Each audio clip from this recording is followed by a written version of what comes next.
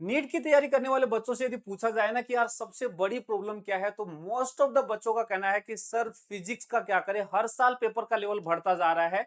तो हमें क्या स्ट्रेटजी अपनानी चाहिए कि फिजिक्स हमारा हो जाए, हमारा फिजिक्स का डर खत्म हो जाए। और डेफिनेटली इस वीडियो में मैं आपके फिजिक्स के डर को बिल्कुल खत्म कर दूंगा, क्योंकि मैं जबरदस्त एक एनालिसिस आपके लिए लेके आया हूं।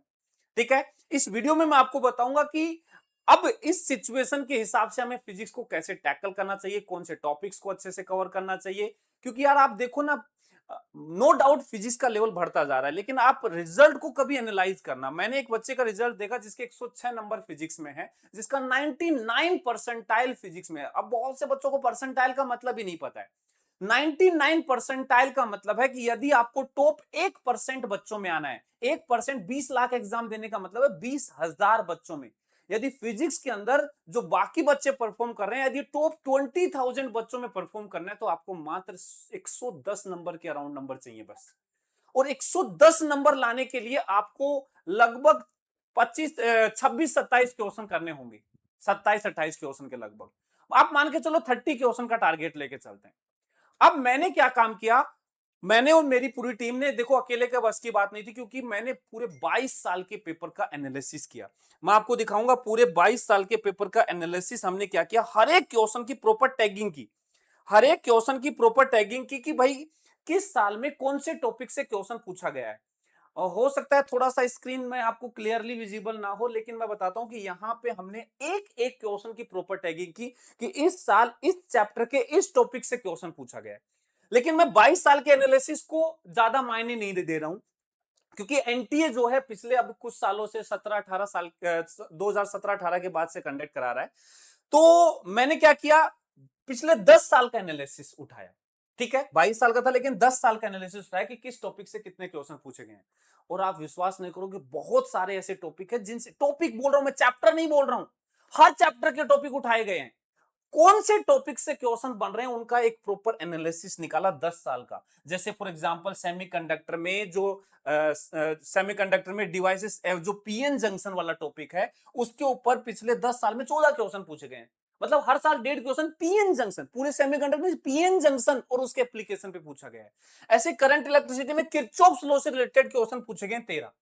ऐसे मैंने सारे टॉपिक्स निकाले और उन सारे टॉपिक्स को मैंने एक प्रॉपर तरीके से आपको प्रेजेंट करने के लिए रखा है। देखो जैसे यहां पे देखो, ये रहा, ये देखो, यहां पे जो एनालिसिस निकल के वो आया कि यदि हम टारगेट लेते हैं कि मुझे तो 30 क्वेश्चन चाहिए, देखो हम पूरे 45 क्वेश्चन प्रिडिक्ट नहीं कर सकते एग्जाम में, लेकिन 30 क्वेश्चन के लिए टॉपिक्स निकाले मैंने। इसमें एआई की भी मदद ली, मैंने सारा डाटा एआई को दिया। मैंने कहा भाई ये डाटा है, आप क्या करो, हर साल के पेपर को एनालाइज करो और मुझे सेलेक्टेड टॉपिक निकाल के दे दो जिससे 30 क्वेश्चन तो आ ही जाए। ये पूरा डाटा प्रीवियस ईयर के पेपर के बेसिस के ऊपर उठाया। 30 क्वेश्चन के लिए मैंने डाटा उठाया कि हर साल इन टॉपिक से 30 क्वेश्चन आ जाए, ऐसे टॉपिक निकाल के दो। और 100 टॉपिक की लिस्ट उसने बना के दी। अब उस लिस्ट का जो एनालिसिस है वो ये है कि वो कह रहा है कि जो इलेक्ट्रोडायनामिक्स वाला पार्ट है क्लास 12 का, उसमें से लगभग 8.5 क्वेश्चन हर साल पूछे जा रहे हैं। ऐसे मैकेनिक्स वाले से 8 क्वेश्चन। अब इसमें भी ये तो पोर्शन हो गया पूरा, मैं टॉपिक भी बात करूंगा किस टॉपिक का कौन सा पार्ट का कौन सा टॉपिक इंपॉर्टेंट है, किससे क्वेश्चन ज्यादा पूछे जाते हैं। यदि उन सारे टॉपिक्स को अच्छे से कंट्रोल कर लिया तो उसका नो डाउट बहुत बेनिफिट। देखो कंपटीशन में क्या होता है, आप रिलेटिव में काम कर रहे हो, यदि आप सब कुछ पढ़ रहे हो, सब कुछ करने लगे हो, बढ़िया बात है करो, लेकिन यार एक साल में सब कुछ पढ़ पाना, अच्छे से प्रैक्टिस कर पाना पॉसिबल नहीं होता है। तो स्मार्ट वर्क क्या कहता है कि आप पढ़ो सब कुछ, मैं मना नहीं कर रहा हूं, सब कुछ पढ़ो, लेकिन जो टॉपिक्स इंपॉर्टेंट हैं वो हमें पता हो, उनकी अच्छे से प्रैक्टिस हो जाए, उसके हर वेरिएशन की प्रैक्टिस हो जाए, तो आप एक स्टेप आगे होंगे, एक नहीं 2 स्टेप आगे हो जाएंगे बल्कि बाकी लोगों से। ठीक है, तो मेहनत थोड़ा स्मार्टली करोगे तो कंपटीशन में आगे निकलोगे। तो हमने क्या टॉपिक की लिस्ट निकाली। अब उसने क्या पिछले 10 साल के पेपर का उठाया, अब उसमें बहुत सारे टॉपिक्स ऐसे भी थे जो डिलीट हो चुके हैं। तो उसने मेरे को 100 टॉपिक की लिस्ट दी, उसमें से मैंने वो टॉपिक काट क्रॉस कर दिए। जैसे रेडियो एक्टिविटी अब डिलीट हो चुका है, उसको हटा दिया। कार्नोट इंजन की एफिशिएंसी वाला जो है उसको, जो टॉपिक्स डिलीट हो चुके हैं उनको मैंने क्रॉस कर दिया है। अब ये वो टॉपिक है जिनसे मोस्टली क्वेश्चंस पूछे जा रहे हैं पिछले 10 साल के एनालिसिस। यदि हम इन टॉपिक्स को अच्छे से प्रैक्टिस कर ले, अब इसमें भी उसने क्या, देखो उसने बहुत अच्छा काम करके दिया। उसने 3 कैटेगरी में बांट दी कि भाई 100 टॉपिक बहुत ज्यादा हो गए मान लो, तो हम इसको 3 कैटेगरी में बांट देते हैं। 25 टॉपिक एक कर देते हैं, फिर कुछ टॉपिक्स दूसरे लेवल पे डाल देते हैं और कुछ टॉपिक्स तीसरे लेवल पे। सबसे पहले ज्यादा प्रायोरिटी देनी है इन टॉपिक्स की, इन 25 टॉपिक्स। इसमें से भी 1 2 3 खत्म हो चुके हैं, मतलब 22 टॉपिक्स हैं। ठीक है। और ये देखो एक एक लिस्ट है पूरी, एक एक टॉपिक का बता रखा है कितना एवरेज है, मतलब इनसे हर साल क्वेश्चन पूछे जाने का एवरेज आ रहा है। हर साल एक आना है, हर साल 1.5 क्वेश्चन, हर साल 1.2 क्वेश्चन, मतलब कभी 2 क्वेश्चन तो कभी 1 क्वेश्चन, इस तरीके से क्वेश्चन पूछे जा रहे हैं। ऐसे टायर 2 के टॉपिक्स ये लिस्ट में दे दूंगा, टेंशन मत लो। लिस्ट इंपॉर्टेंट नहीं है, मेरी बात इंपॉर्टेंट है, ध्यान से सुन लेना। जो मैं एनालिसिस जो बता रहा हूं उसका रिजल्ट क्या है, वो एनालिसिस इंपॉर्टेंट है। तो ये तो है कि मस्ट डू, ये तो करना ही करना है वाला टॉपिक है, सारे करने हैं। वैसे हमने जो टॉपिक्स निकाले हैं वो, और फिर ये हाई मतलब यहां से भी अच्छा मार्क्स के क्वेश्चंस पूछे जा रहे हैं। इस तरीके से मैंने टोटल निकाले, उसमें से वो हटा दिए, तो डिलीटेड पोर्शन है, ठीक है ना, वो हटा करके ये 100 टॉपिक की लिस्ट निकाली। जब हम पढ़ रहे हैं ना, तो इन टॉपिक्स को अच्छे से करना ही करना है। अब बात आती है कि यार ठीक है सर, ये टॉपिक निकाल दिए, टॉपिक कहां मिलेंगे मैं वो भी बता देता हूं। लेकिन अब बात आती है कि सर इन टॉपिक्स का करना क्या है। अब आप मुझे बताओ, क्योंकि मैंने पहले भी आपको इंपॉर्टेंट टॉपिक की लिस्ट निकाल के दी, बस उनको निकाल के अपने पास रख ले, तो एक पीडीएफ सेव कर ले, तो उससे कुछ नहीं होता। लिटरली बता रहा हूं, मैंने देखा है बहुत से 10 में से 9 बच्चे उस बस पीडीएफ को निकाल के रख लेंगे अपने पास, खुश हो जाएंगे, हो गया काम। बेटा वो उसको रखने से आपके दिमाग में सेट नहीं हो जाएगा। यदि पीडीएफ चाहिए तो मैं इस टेलीग्राम पे डाल दूंगा, ले लेना ये इंपॉर्टेंट टॉपिक्स की पीडीएफ, पूरा एनालिसिस मैं आपको इस पे डाल दूंगा।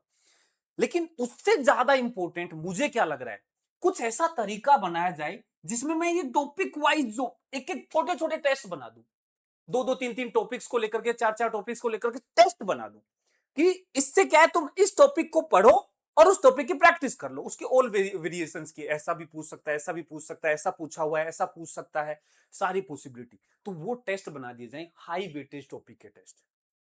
तो ये आइडिया कैसा है, क्योंकि ये आइडिया बहुत इंपॉर्टेंट, बहुत ज्यादा इंपॉर्टेंट हो सकता है। यदि आपने देखो, पढ़ना पूरा होता है, लेकिन प्रैक्टिस में मेजॉरिटी प्रैक्टिस हमें उन सारे टॉपिक्स की जरूर कर लेनी चाहिए जिससे हर साल क्वेश्चन पूछा जा रहा है। या फिर एक ऑप्शन ये है कि इन सारे टॉपिक्स के एक क्वेश्चन बैंक बना दिया जाए, कि भाई ये हाई यील्ड टॉपिक्स हैं, इनका ये क्वेश्चन बैंक है, इसकी प्रैक्टिस कर लो। लेकिन मुझे पता है मैं बना के दे दूंगा, फिर वो रखने वाली बात आ जाएगी। लेकिन सबसे ज्यादा सही मुझे लग रहा है कि क्यों ना टेस्ट करवाए जाए, जिससे तुम्हें बोला कि भाई ये 5 टॉपिक है, ये पढ़ लेना, और उसका टेस्ट है, फिर वो टेस्ट हो जाए, फिर 5 टॉपिक पढ़े, फिर उसका टेस्ट हो जाए, ऑल पॉसिबल वेरिएशन, कॉन्फिडेंस बढ़ता चला जाएगा, कॉन्फिडेंस बढ़ता चला जाएगा। तो ये हाई वेटेज वाला टॉपिक वाला टेस्ट वाला कैसा है, ये जो टेस्ट है कैसे होंगे, प्रॉपर डिटेल में इसको कैसे यूज करना है, कल जो है इसी चीज का ऊपर डिस्कशन है, लाइव है। कल इसी चैनल के ऊपर एक लाइव सेशन लगा हुआ है एकलव्य के नाम से, उस सेशन को जरूर ज्वाइन करना, क्योंकि उसमें इसका बेस्ट सॉल्यूशन मैं आपको देने वाला हूं। मैं क्या, पूरी टीम देने वाली है हर सब्जेक्ट के लिए। ये मैंने फिजिक्स का एनालिसिस दिखाया, ये तो एक पार्ट है एनालिसिस का। आप सोच नहीं सकते कि हम प्रॉपर तरीके से बच्चे को किस किस तरीके से ट्रेन करने की वो कर रहे हैं।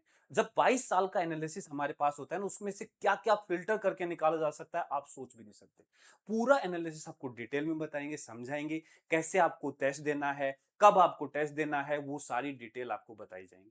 ठीक है, तो वो वीडियो जरूर देखना। और ये लिस्ट चाहिए तो लिस्ट तो मैं दे दूंगा, लेकिन बेटा ये लिस्ट रखने से काम नहीं होगा, इन सारे टॉपिक्स पे काम करना पड़ेगा। इस वीडियो पे कमेंट करके बताओ कि आपको इन तीनों में से कौन सा ज्यादा बेटर लग रहा है, और उस पे हम क्या एक्शन लें, वो भी आपको इस पे कमेंट करके बताना है।